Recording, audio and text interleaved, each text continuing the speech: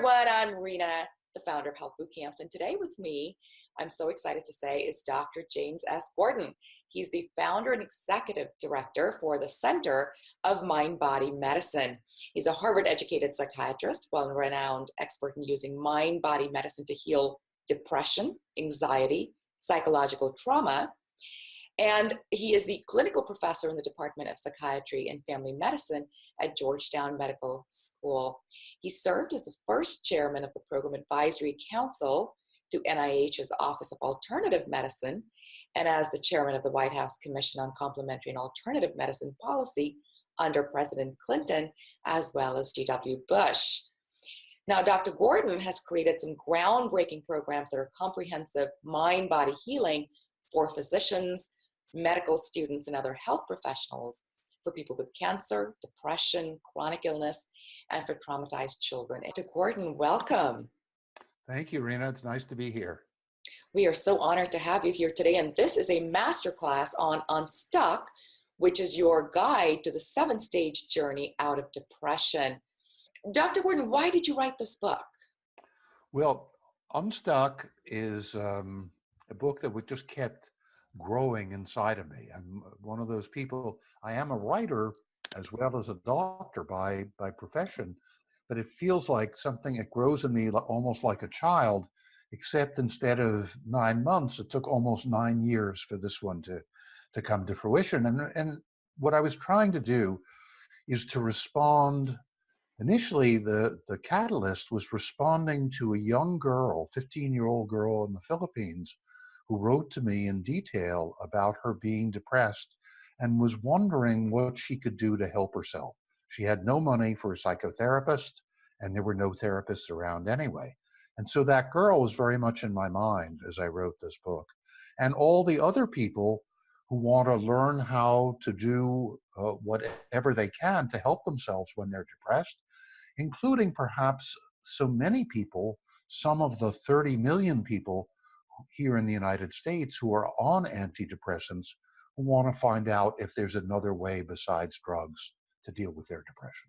So I wanted to write for all those people, and eventually it came out on the page and became the book, which is Unstuck. I'll show you. Here's a copy right here.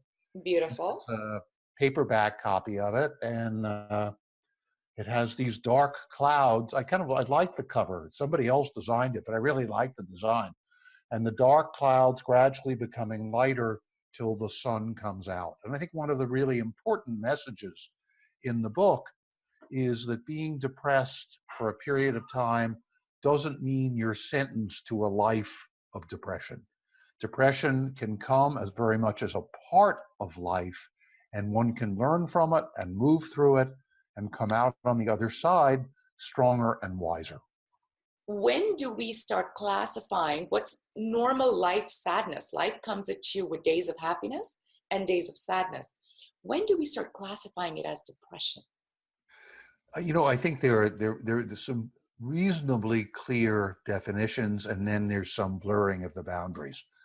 That depression, what's defined as a major depressive disorder, so-called clinical depression, usually involves eating too much or too little, being exhausted, not being able to focus or concentrate, being very pessimistic about the future, having a sense of being preoccupied with what's gone on in the past that's been unfortunate, feeling helpless and hopeless as a kind of generality.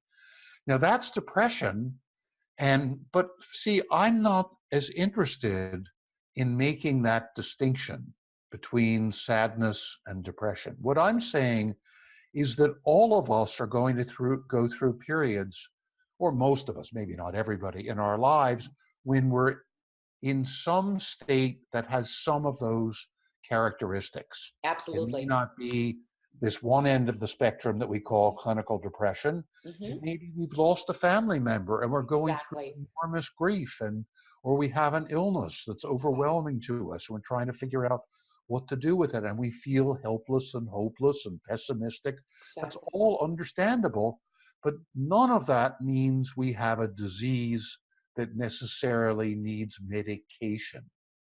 I see medication, and I want to make this clear up front, I don't see it as all bad, but I see it as a last resort, not a first choice.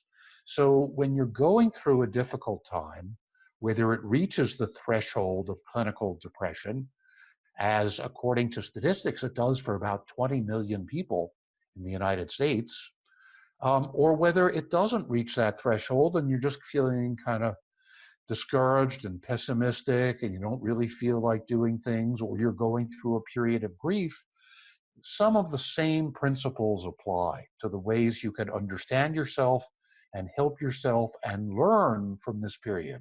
Take this period as a painful time of learning and then move forward, learning about what the imbalances are in you, what the difficulties are, and finding new ways to meet those challenges.